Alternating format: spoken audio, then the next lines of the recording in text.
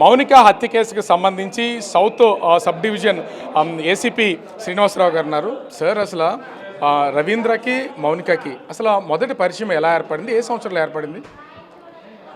మనకున్న సమాచారం ప్రకారం 2021లో ఈ చింతాడ రవీంద్ర ముద్దాయి మింగిల్ యాప్ అనేది ఒక డేటింగ్ యాప్ అండి. ఆ యాప్ ద్వారా ఈ అమ్మాయితో పరిచయం పెంచుకున్నట్టుగా తెలుస్తూ ఉంది. అప్పటి నుంచి ఇప్పటి వరకు ఆ ఇద్దరి మధ్యన ఆ యాప్లో ఇంకా కంటిన్యూ అవుతూనే ఉన్నారా? కంటిన్యూ అవుతూ ఉంది. ఇప్పుడు నిన్నటి వరకు కూడా వీళ్ళు రిలేషన్స్ కంటిన్యూ అవుతూ ఉన్నాయి. ఆ రిలేషన్స్ ఉన్నాయి కాబట్టి ఆవిడని అతను పిలిపించుకున్నారు రూమ్కి. ఇంట్లో ఎవరు లేకుండా చూసి తనను పిలిపించుకొని మరి ఈ పథకం ప్రకారంగా మర్డర్ చేసినట్టుగా నాకు అర్థం అవుతాం. పరిచయం అయినటువంటి డేటింగ్ యాప్లో పరిచయమైన తొలినాళ్ళలో ఇద్దరికి మ్యారేజ్ అయిందా సార్, లేకపోతే ఎవరికి పెళ్లి తర్వాత? ఇతనికి 21లో పెళ్లి కాదండి, 24లో ఇతనికి ముద్దాయికి పెళ్లి అయ్యింది జరిగింది. మరి 24లో పెళ్లి అయిన తర్వాత కూడా ఈ యాప్ ఈ డేటింగ్ అనేది ఈ అమ్మాయితో కంటిన్యూ చేయడం జరిగింది. అంటే పెళ్ళైన విషయం తెలిసినా కూడా మౌనిక ఇతనితో కంటిన్యూ చేస్తూనే వచ్చిందా? అవును, మనకు తెలిసిన విషయం అమ్మాయికి పెళ్ళి అయిన తర్వాత కూడా ఇతనితో పెళ్ళైన విషయం తెలిసిన తర్వాత కూడా ఇతనితో డేటింగ్ అనేది కంటిన్యూ చేశారు. సార్, అసలు చంపడానికి మేజర్ మోటో ఏంటి, అసలు ఎందుకు అనుకున్నాడు చంపాలని? ఇప్పుడు వర్షన్ ఏంటంటే మనకి చనిపోయింది అమ్మాయి తరపున తల్లిదండ్రులకు కూడా ఏం జరిగిందో తెలియదు. మరి వాళ్ళ వర్షన్ కూడా ఏంటంటే మాకు అమ్మాయి ఏ రోజు చెప్పలేదని చెప్పేసి వాళ్ళు చెప్తూ ఉన్నారు. కానీ ముద్దాయి వర్షన్ ప్రకారం ఏంటంటే వీళ్ళిద్దరి మధ్య ఈ గొడవలు వచ్చినాయండి. ఇదేంటంటే ఇతను చెప్పే వర్షన్ ఏంటంటే, ముద్దాయి చెప్పే వర్షను, ఇతను అమ్మాయి డబ్బులు డిమాండ్ చేస్తూ ఉంది హై స్టేక్స్లో. మనకి ఇప్పటికే నేను చాలా డబ్బులు ఇచ్చాను, హై స్టేక్లో డిమాండ్ చేస్తుంది, దాన్ని తట్టుకోలేక అమ్మాయి హెరాస్మెంట్ తట్టుకోలేక నేను చంపానని చెప్పి చెప్తున్నాడు. ఇట్లాంటి ఫైనాన్షియల్ ట్రాన్సాక్షన్స్ ఏమన్నా మీకు చూపించడం కానీ చెప్పడం కానీ ఏమన్నా? జస్ట్ ఇప్పుడు అదే చెప్తున్నాడు. అతను చెప్పే వర్షన్ ఎంతవరకు కరెక్ట్, అమ్మాయికి మరి అకౌంట్లో డబ్బులు ట్రాన్స్ఫర్ చేశారా, ఇతన్ని ట్రాన్స్ఫర్ చేసినట్టుగా ఉంటే అవి కూడా ఇద్దరు అకౌంట్స్ కూడా వెరిఫై చేయడం జరుగుతుంది. అమ్మాయిని అతనే తీసుకొచ్చాడా, అతనే పిలిపించాడా, ఎప్పుడు వచ్చింది అతని ఇంటికి? నిన్న ఉదయం అమ్మాయిని ఇతనే పిలిపించి పథకం ప్రకారమే అమ్మాయిని పిలిపించుకున్నాడు. ఇంటికి వచ్చిన తర్వాత ఏమైనా పెనుగులాట జరిగిందా, వాదన ఏమైనా జరిగింది ఇద్దరి మధ్యన? ఎస్. ఇప్పుడు అతను చెప్పే వర్షన్ ఏంటంటే, మా ఇద్దరి మధ్య గొడవలు వచ్చినాయి, అమ్మాయి పెద్ద వాయిస్తో మాట్లాడుతూ ఉంటే చుట్టుపక్కల ఇంటర్న ఉద్దేశంతో ముక్కు నోరు మూసేశాను, ముక్కును గట్టిగా మూసేసే వరకు అమ్మాయి చనిపోయింది అని చెప్తున్నాడు. మరి ఈ కట్ చేయడం అనే ఆలోచన ఎందుకు వచ్చింది సార్ అసలు? అంటే బాడీని ఏమన్నా డిస్పోజ్ చేయడానికి చనిపోయిన తర్వాత ఆ డెడ్ బాడీని ఏ విధంగా డిస్పోజ్ చేయాలి, మరి ఈ విధంగా నేరం నుంచి ఎలా తప్పించుకోవాలన్న ఉద్దేశంతోనే అమ్మాయి యొక్క శరీర భాగాలను కట్ చేసి 3 రకాలుగా డిస్పోజ్ చేయాలన్న ఉద్దేశంతో అతను ఆలోచన చేశాడు.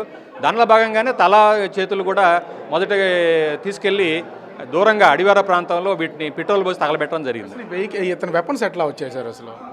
వెపనే ఉందండి, ఒక కత్తి. దీంట్లో ఆ వాడిన ఆయుధం కత్తి.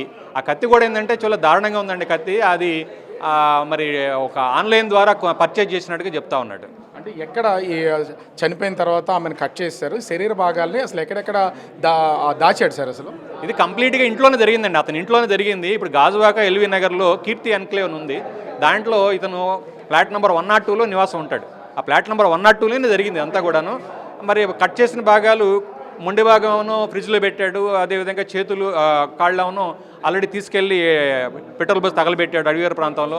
తర్వాత కాళ్ళు ఏం చేశాడంటే అది కవర్లో పెట్టేసి ఒక సూట్ కేసులో పెట్టండి. సూట్ కేసులో పెట్టి వాటిని ఏదో రకంగా బయటికి తీసుకెళ్ళి డిస్పోజ్ చేయాలనే ఉద్దేశంతో ఉన్నాడు. అసలు బ్లడ్ సెల్స్ ఎక్కడ కనిపించలేదు కదా సార్ మీకు? లోపల ఏమైనా కనిపించలేదు? దీనికి ఏమన్నా కెమికల్స్ ఏమైనా యూజ్ చేశాడా?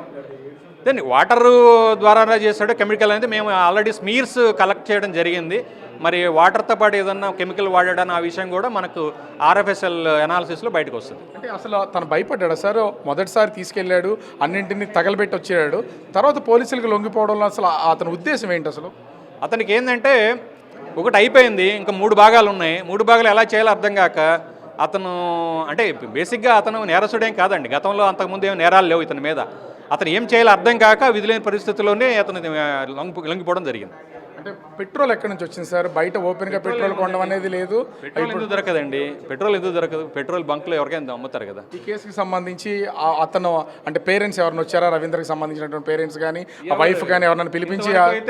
ఇంతవరకు అయితే విషయం తెలిసి ఉంటుంది, కానీ ఇంతవరకు అయితే అబ్బాయి తరపున వాళ్ళు ముద్దాయి తరపు ఎవరు కూడా రాలేదండి. వాళ్ళకి ఇన్ఫర్మేషన్ ఇవ్వడం జరిగింది. వైఫ్తో ఏమన్నా మీరు మాట్లాడడం ఏమైనా జరిగిందా పోలీసుల వైపు నుంచి? తనకేమన్నా ఈ విషయం తెలుసా? డేటింగ్ యాప్ని కంటిన్యూ అవుతామండి. ఇప్పుడు ఇతని అబ్బాయి ముద్దాయిని అరెస్ట్ చేశామన్న ఉద్దేశం వైఫ్కి తెలియపరచడం జరిగింది. అంటే ఆమెకేమన్నా ఈ యాప్లో కంటిన్యూ అవుతున్నా, డేట్ చేస్తున్నారనే విషయాలు ఏమన్నా తెలుసా అసలు? అమ్మాయిని ఇంకా విచారించలేదండి, విచారిస్తాం. సో ఫైనల్గా దీనికి సంబంధించి ఈ కేసుకి సంబంధించి ఒక టోటల్ కన్క్లూజన్ రావాలంటే అమ్మాయికి న్యాయం జరగడానికి అతను ఉద్దేశపూర్వకంగానే చేశాడు అనుకోవచ్చా దీన్ని? ఎస్ ఉద్దేశపూర్వకంగానే చేశాడు.